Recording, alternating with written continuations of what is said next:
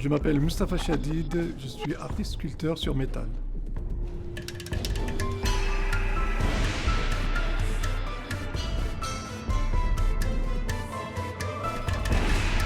Claude Vautier, artiste multidisciplinaire.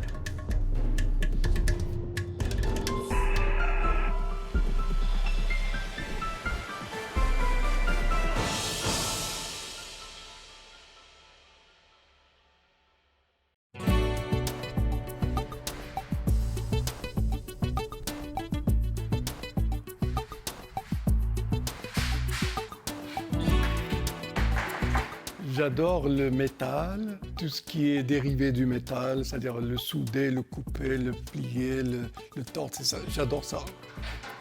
J'adore faire les œuvres d'art en art visuel. Aussi, j'adore faire les petites choses en série, en métier d'art, comme artisan, j'adore ça. Et j'adore aussi les rampes d'escalier pour les maisons, pour la sécurité. Je suis touche à tout. Hein. Il y a tout un amalgame dans mon cerveau qui bouillonne tout le temps. Mais j'adore la manipulation du métal, c'est-à-dire d'en faire de grandes choses qui vont m'étonner, ils vont étonner aussi le spectateur.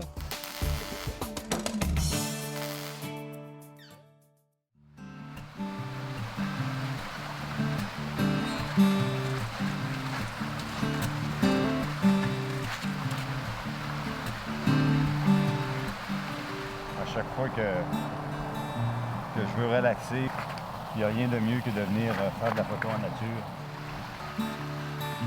Mais il y a vraiment une formation de glace absolument des plus intéressantes que je vais essayer d'aller photographier. Je veux une vitesse assez lente pour être capable de créer un filet d'eau en arrière-plan de la glace. Oui, toute beauté. J'avoue que depuis que j'ai commencé à faire de la sculpture prend beaucoup de mon temps, donc j'ai beaucoup moins de temps de sortir pour faire de la photographie. Je m'occupe quand même encore de participer à plusieurs clubs photo, puis je me fais un devoir d'y aller justement pour maintenir un contact avec la photographie, parce que la photographie, ça a toujours été le chaînon conducteur sur toute ma vie. J'ai commencé à faire de la photo, j'étais adolescent, je suis rendu aujourd'hui, j'en fais encore, et c'est ce qui m'a amené vers les arts, en fait. Puis, si je fais de la sculpture aujourd'hui, c'est pas parce que je veux délaisser la photo. J'aime faire de la photo et je veux continuer d'en faire. Mais il faut bien se rendre compte qu'à un moment donné, faire de la sculpture, ça demande beaucoup de temps, beaucoup d'investissement. Puis j'ai moins de temps pour faire de la photo. Ça fait que c'est un peu dommage, mais c'est ainsi.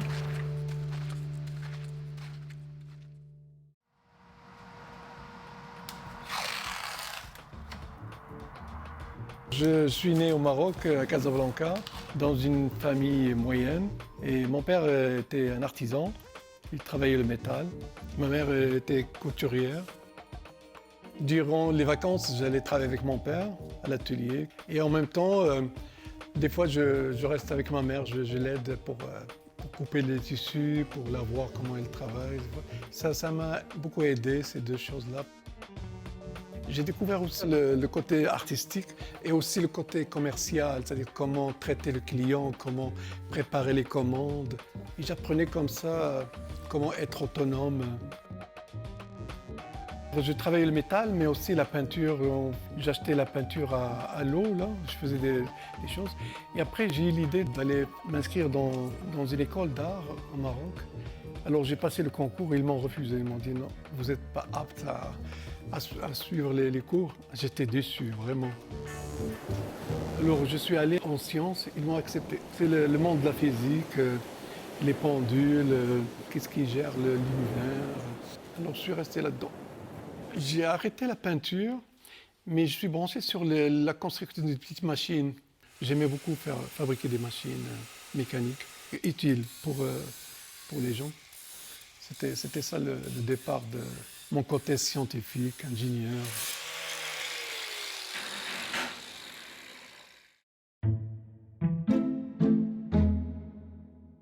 Je viens de Chicoutimi, région du Saguenay-Lac-Saint-Jean. Je suis né en 1956. J'étais extrêmement turbulent. Quelqu'un qui était très, très, très curieux. Quand j'avais un camion, il fallait que je le défasse pour regarder comment ça fonctionne. Mais j'ai toujours aimé dessiner, j'ai toujours aimé peindre. J'avais fait une murale. C'était vraiment quelque chose qui était beau. Puis j'avais fait ça à la grandeur du mur. Donc, il y avait vraiment ce côté artistique-là qui existait, mais que j'ignorais ou que je voulais pas l'admettre, disons. Être un artiste, dans ma génération ou dans mon temps ou dans les années 60, dans une région comme Chicoutimi, c'était pas quelque chose qui était bien vu. Tu étais un artiste parce que tu n'étais pas capable de rien faire d'autre. Donc, c'est un peu avec cette mentalité-là que j'ai grandi. Mon premier contact avec le côté artistique, c'était quelque chose qui était reconnu, la photographie. Je me suis approprié de la caméra familiale, qui était une vieille caméra 135 avec un soufflet en avant qu'on ouvrait, qui avait un viseur, c'était un trou finalement. Puis j'ai commencé à faire des premières photos avec ça. Quand je suis devenu adolescent, j'ai finalement réussi à ramasser assez d'argent pour m'acheter mon propre appareil photo. Puis quel genre de photos que je faisais? Bien, j'aimais photographier les avions. À Chicoutimi, il y avait, tout près de là, il y avait la fameuse base de Bagotville. Mes premières photos, c'était d'aller photographier ces avions-là lors des fameux pageants aériens qu'il y avait une fois par année. Ces avions-là m'intriguaient beaucoup, beaucoup.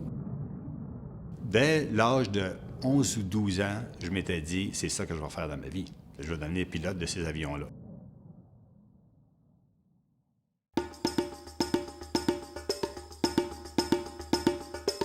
J'ai créé une entreprise au Maroc et je fabriquais des choses en ferronnerie, toutes sortes de choses pour la décoration. Je faisais de belles choses, mais il y a des gens qui disent que je suis un bon artisan, d'autres disent un bon artiste, mais à l'époque, je ne comprenais pas c'est quoi la différence entre un artiste et un artisan. J'ai fabriqué une œuvre d'art. C'est une fontaine qui tournait avec de l'eau et j'ai exposé ça au Maroc. Et puis, des Américains ont aimé cette sculpture. Alors, ils m'ont proposé de payer l'avion, l'hôtel là-bas et l'emmener à Pittsburgh pour l'exposer. Je suis allé et ça a fait une bonne réussite, là, c'est un succès. Là. Et je l'ai vendu aussi. C'est là où j'ai commencé à penser à immigrer aux États-Unis parce que c'est un pays qui encourage l'art, l'artiste. Mais une fois, je suis venu ici à Montréal comme touriste. C'est le coup de foudre avec le Québec. Et j'ai commencé à découvrir le goût des Québécois pour l'art. Ce qui m'a poussé à immigrer aussi, c'est la qualité de vie. En art, on fait ce qu'on veut, on s'exprime, on crée des choses et les gens aiment ça.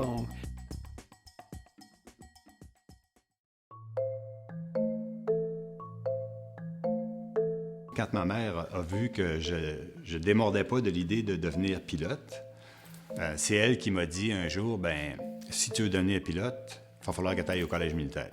Le collège militaire, j'ai aucune idée c'est quoi ça, le collège militaire. Tu ne rentres pas au collège militaire pour devenir pilote. Tu rentres au collège militaire pour faire des études, puis éventuellement, tu vas choisir ton métier, puis c'est comme ça que ça fonctionne. C'est cégep et université combinée, donc c'est 5 ans. La première année, j'ai adoré ça. La dernière année, j'ai adoré ça. Entre les deux, ça a été l'enfer total. Je pense que j'ai eu 15 échecs. J'étais pas intéressé par les études. J'étais intéressé par le sport. Le côté social me plaisait. Le côté militaire, ça me dérangeait pas. Sauf qu'à un moment donné, il a fallu que je me réveille parce que, à force d'avoir des échecs qui peuvent carrément te dire on te libère des forces armées, fait que là, je me suis donné un coup de pied en arrière. J'ai terminé. Puis, j'ai gradué du collège. J'ai gardé mon idée de devenir pilote. J'ai passé les tests pour devenir pilote. J'ai été accepté comme pilote. Après la graduation en 78, là, tu t'en vas vraiment à Moose Jaw. Puis là, c'est 1 an d'entraînement. C'est là que tu performes. Tu vas vraiment avoir ce qu'on appelle avoir tes ailes de pilote. La 2e semaine de l'entraînement, j'ai des migraines oculaires. Je ne sais pas ce qui se passe, mais ça fait mal. Je vais voir le médecin de la base la semaine d'après. Fini. Tu ne deviendras pas pilote. J'avais 22 ans, là, j'ai pleuré dans son bureau. Là, c'était un choc qui était vraiment incroyable. Puis là, ils ont regardé mon dossier, ça a pris 1 an, ils ont dit « Tu t'en vas officier d'administration du personnel ».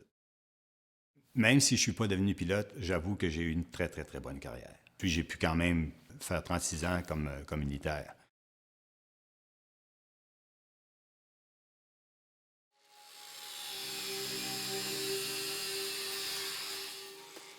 Au Maroc, j'avais une entreprise avec 15 ouvriers. J'en avais marre un peu parce qu'il faut gérer tout ce monde. Mais en arrivant ici au Québec, je ne voulais plus faire ça. J'ai dit, je vais créer une entreprise, mais j'embauche personne.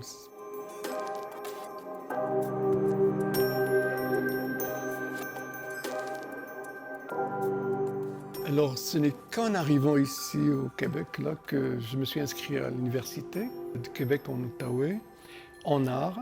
C'était un départ pour faire un réseau, tout d'abord, un réseau d'amis, un réseau, et comprendre ce que c'est l'art au Québec. Ce n'est qu'ici que j'ai compris que c'est quoi le trajet d'un artiste, comment créer une œuvre, comment la vendre, comment la présenter, comment faire des recherches aussi. C'est là où je me suis découvert. Alors je voulais vivre comme un artiste.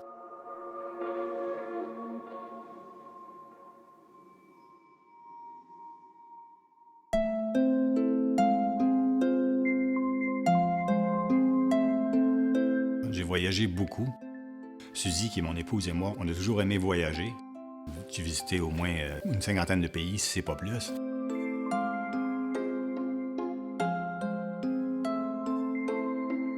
Je me suis toujours promené avec mon appareil photo, mais je prenais surtout des photos de voyage, des photos de paysage.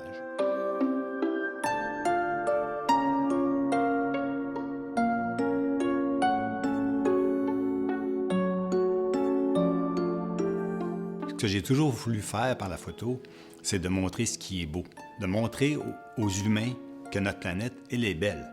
Elle est belle fondamentalement. Si on arrête de la détruire, elle va juste continuer d'être belle.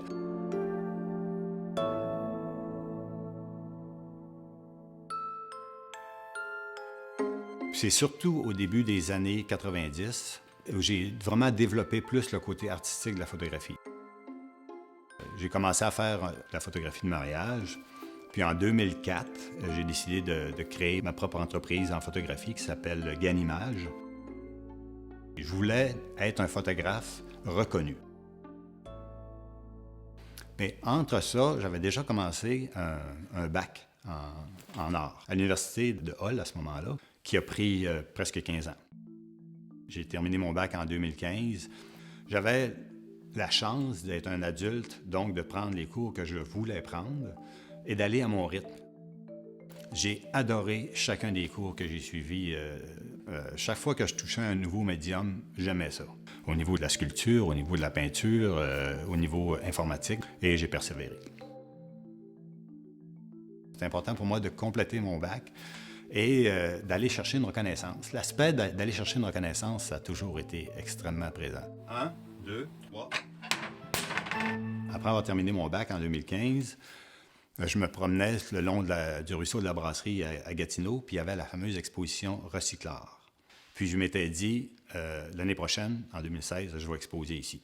Pourquoi je disais ça, je ne sais pas, mais j'étais convaincu, j'avais cette conviction-là que j'allais faire partie de Recyclard 2016.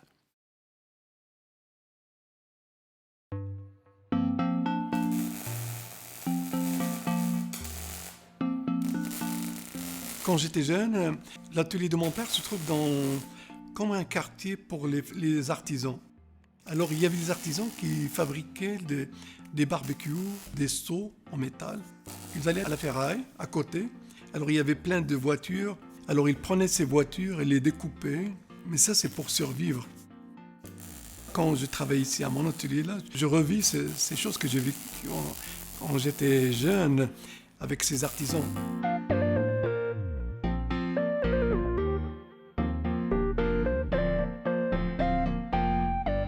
Et maintenant, mon art aussi, il est là-dedans.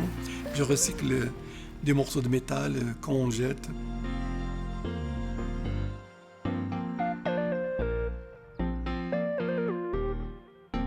C'est une joie de récupérer les choses.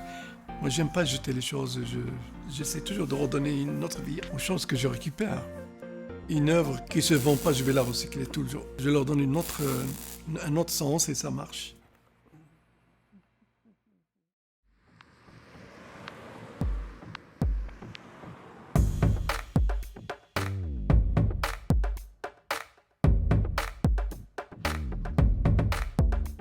Une chose qui est restée, c'est l'entraînement physique. Je m'étais mis comme obligation de rester en forme. Comme militaire, je me disais, tu es un militaire, tu dois être en forme. Si jamais tu es appelé à être déployé ou quoi que ce soit, ça fait que ça, c'était ancré en moi. J'ai toujours fait du sport. Pourquoi je suis rendu en sculpture à faire de la sculpture aujourd'hui? Bien, je laisse les choses arriver. J'ai toujours laissé les choses arriver. Puis comment c'est arrivé? Je faisais beaucoup de jogging. Puis j'avais toujours le même trajet. Puis je voyais des morceaux de métal sur le bord de la route. Je me demandais c'était quoi ces morceaux de métal-là, mais pour une raison quelconque, je revenais à la maison, je prenais mon auto, j'allais chercher ce bout de métal-là.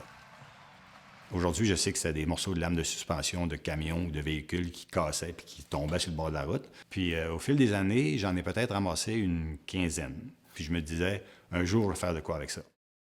La demande de dossier arrive pour Recycleur 2016. Puis là, je me dis, je vais dessiner quelque chose avec ces lames de suspension-là. Puis là, je fais un dessin qui ressemble à un oiseau. Donc, ça a été ma proposition pour Recycleur 2016. J'ai gagné le prix du public avec Denis Marceau. Pour moi, c'était comme un coup de loc. Donc, première exposition publique de Recycleur, je gagne le prix du public, ça a fait comme « wow ». C'était Le Messager, puis l'œuvre en question est exposée présentement à la Maison du Citoyen à Hull. Donc, quand vous rentrez dans la Maison du Citoyen, vous pouvez l'avoir, elle est toujours là. La Ville a continué de la louer. Ils l'ont bien aimée, ça fait qu'ils me la louent toutes les années. Ça fait que moi, ça fait mon affaire parce que, naturellement, elle est à l'intérieur, elle est à l'abri. Je fais ça une fois tous les 3-4 mois, surtout pour enlever la poussière, parce qu'on est vraiment dans un corridor qui passe beaucoup. Moi, je suis content qu'elle soit à l'intérieur parce que ça l'empêche de rouiller. Puis elle garde son bel aspect.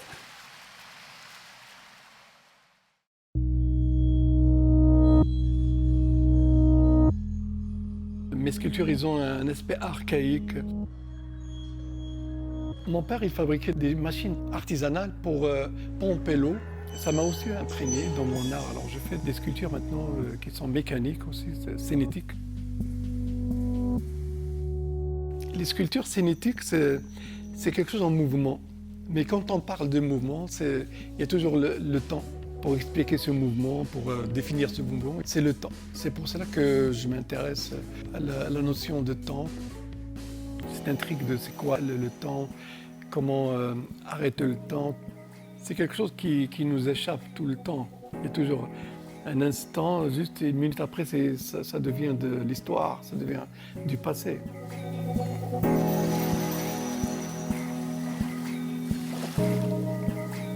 Le vaisseau, c'était comme un savant qui récupère tout l'ADN des espèces sur Terre.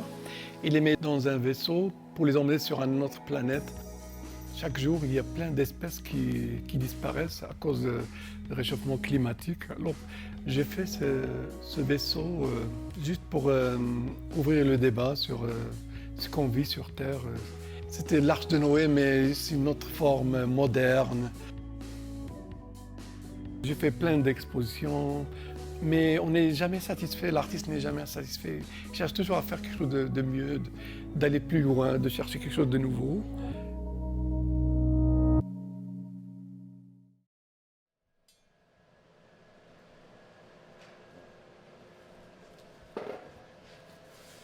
Ce que j'aime, c'est de transformer une vieille pièce de métal qui est tout rouillée, puis d'en faire une œuvre d'art. Donc, il y a un aspect recyclage là-dedans que j'adore. Ce qui m'attirait dans la lame, c'est la courbe. Je suis fasciné par le cercle, je suis fasciné par les courbes. J'utilisais la courbe naturelle de la lame pour faire mes créations. Aujourd'hui, j'ai appris à les travailler, à les chauffer, à les mouler. Mais si on tourne il y a 4 ans, je ne connaissais rien de la soudure, là. Je ne connaissais rien de forger de métal. Je n'avais aucune connaissance là-dedans. Donc, mes premières œuvres, que ce soit Le Messager ou par la suite Artemis, qui est maintenant exposé dans une boutique de vélo à Gatineau, j'utilisais la courbe naturelle de la lame. Je ne la travaillais pas. Les pièces de vélo, c'est une autre façon d'utiliser des matériaux recyclés. Je trouve qu'il y a quelque chose de beau dans les pièces de vélo. Surtout si on regarde, par exemple, un engrenage de vélo. Je regarde ça un coup que c'est tout nettoyé. Je trouve ça beau. Donc, je crée à partir de ça. Donc, mes plus grosses sculptures ont tous des pièces de vélo. Les plus petites, ils n'en ont pas. Pendant que je créais Le Messager, je me suis dit, il me semble que ça serait beau si je le sablais. Bien, cette décision-là fait qu'aujourd'hui, je prends une vieille lame de métal qui est tout rouillée, puis je l'amène à un fini miroir, ce qui demande énormément de travail, parce que créer une œuvre comme Atkar, qui est le dragon, c'est 300 heures d'ouvrage. J'aime le produit final. Le travail entre les deux, des fois, je me dis, qu'est-ce que je fais là? Ça fait 3 heures que je suis en train de sabler la même lame, là, on va-tu en finir, tu sais? Mais le produit final est beau. C'est pour ça que je continue dans ce domaine-là. Fait que pourquoi, quand on me demande pourquoi tu travailles avec des matériaux aussi difficiles à travailler que ça, bien, je me suis dit, c'est pas moi qui ai choisi le matériel, c'est le matériel qui m'a choisi. Si les lames de suspension étaient là pour que je les trouve, je les ai trouvées, j'ai fait de quoi avec, bien, continue dans ce domaine-là. Est-ce que ça veut dire que je vais continuer encore pendant plusieurs années? Je le sais pas.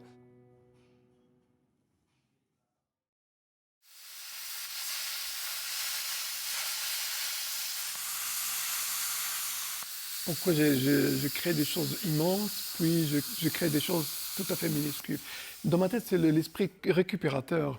C'est-à-dire quand je fais, par exemple, une grande sculpture, les choses qui tombent de cette sculpture, il y a retaille. Je ne vais pas jeter ça, alors j'en fais d'autres sculptures petites. En métier d'art, je fais des petites sculptures, des sculptures d'animaux. Et je fais aussi des petits bateaux en métier d'art. Ça me permet de payer les loyers, les choses. Cette limite entre métier d'art et art visuel, ça commence à se fondre. Les artistes commencent à faire des petites sculptures en métier d'art, mais qui sont inspirées de l'art visuel.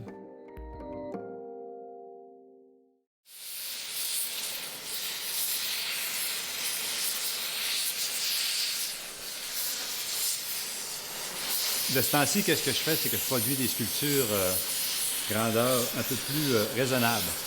Parce que les grosses sculptures, malheureusement, ça prend beaucoup d'espace et ça se vend pas beaucoup. Ça, ici, il y a quand même pas mal de travail. Comme on peut voir, il y a beaucoup de découpage parce que c'est encore fait à partir de lames de suspension. Puis, les lames sont naturellement meulées, sablées, polies pour en arriver à un fini miroir comme ça. C'est pas les courbes naturelles de la lame, donc ils sont chauffés et sont vraiment forgés pour avoir cette courbe-là. Puis ça fait quand même quelque chose que moi je trouve superbe. D'ailleurs, celle-là, je l'aime beaucoup. Je me demande si je dois la mettre en vente. Je trouve plus mes lames de suspension sur le bord du chemin parce que j'en ai besoin d'une quantité assez phénoménale. Donc, ce que je fais, c'est que je vais voir dans les endroits où ils vont réparer des camions ou des automobiles. Puis quand je leur montre qu'est-ce que je fais, comment je les transforme, ils sont prêts à me donner... je peux prendre ce que je veux. C'est beau d'avoir des lames de suspension que j'ai gratuitement, mais les produits de transformation, tout l'équipement, ça coûte excessivement cher. Beaucoup plus cher que ce que j'avais anticipé, en fait. Puis jusqu'à date, non, c'est pas payant de faire de sculpture. Mon but, si j'en ai un, c'est d'être capable de vendre assez de ces sculptures-là pour que ça soit rentable. Parce qu'à un moment donné, je vais me tanner de dire que ma pension paye pour ce qui devient ni plus ni moins qu'un gros hobby, alors que je veux que ça soit vraiment quelque chose qui est reconnu de façon artistique et qui est vendu pour le travail que je fais, pour la beauté des produits que je fais.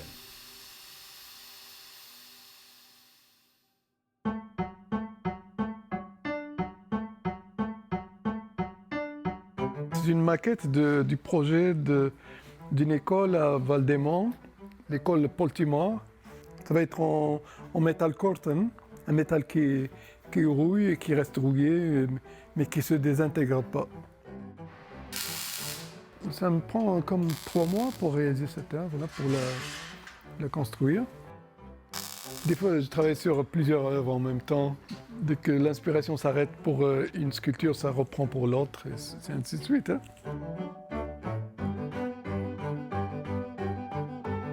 Des fois, ce qui me pousse à créer une œuvre, c'est le côté subvention. Il y a des demandes de bourse, et ça, c'est un défi. C'est-à-dire, je prépare un projet qui va étonner les jurys.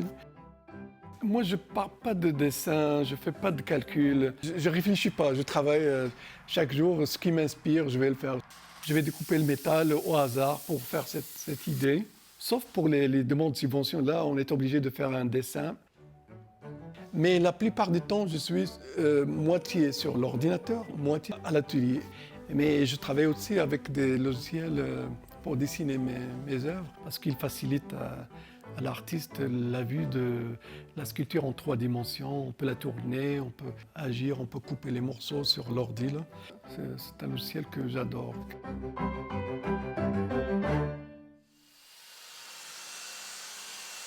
L'année passée, lorsque j'ai participé à Trace, qui était un événement incroyable, ça m'a fait réaliser que j'avais peut-être une place parmi les artistes.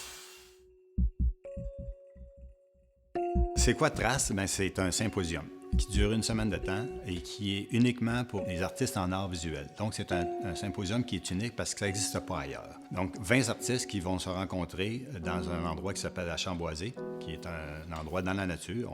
On vit vraiment dans des maisonnettes où il n'y a pas d'eau courante, il n'y a pas d'électricité. Puis, durant la semaine, bien, on a des formations et on a l'occasion, naturellement, de discuter beaucoup. J'en ai pleuré une shot durant cette semaine-là, comme c'était incroyable, là, tellement qu'il y a des choses qui sont allées me chercher de façon extrêmement profonde. Là. Ça m'a énormément touché. Ça m'a transformé comme artiste. Puis tout le monde me dit, sans hésitation, que j'ai ma place parmi eux. Donc, d'arrêter de me tirer dans le pied puis de dire que je suis pas un artiste, j'en suis un. Est-ce que j'y crois plus aujourd'hui? Oui, j'y crois un peu plus. Mais je crois définitivement dans le symposium Trace, au point tel que maintenant, c'est moi qui ai rendu président de Trace. C'était tellement une belle expérience, une expérience de transformation, puis une expérience pour les artistes en art visuel qui est fantastique. Je veux que cette expérience-là continue et évolue pour pouvoir donner la même chance à d'autres artistes de vivre une expérience pareille.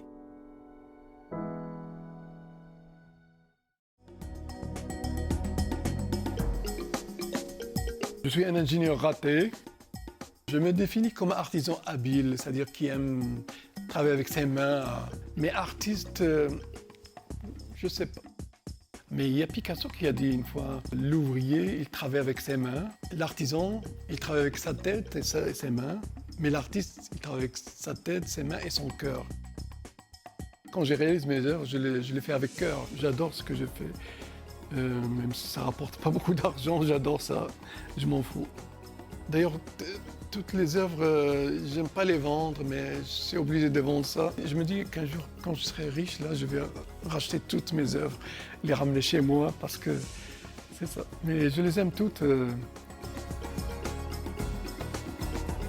Dans notre tête, on reste toujours l'enfant, hein. Même si tu as 70 ans, il y a toujours ce côté enfant qui nous pousse à créer, à découvrir les choses. On finit jamais d'apprendre.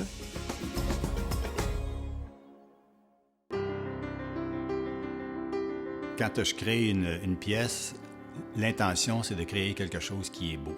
Je ne le fais pas dans l'intention de communiquer quelque chose. Donc, créer une pièce, une œuvre d'art, que ce soit une photographie, que ce soit une sculpture, que ce soit un tableau, que ce soit n'importe quoi en art, lorsqu'une personne le regarde et trouve ça beau, ça va chercher quelque chose de beau à l'intérieur. Et moi, je suis persuadé que les humains sont profondément bons au départ. L'art contribue à aller chercher cet aspect-là. Puis c'est pour ça que j'aime produire, que ce soit des tableaux ou des sculptures.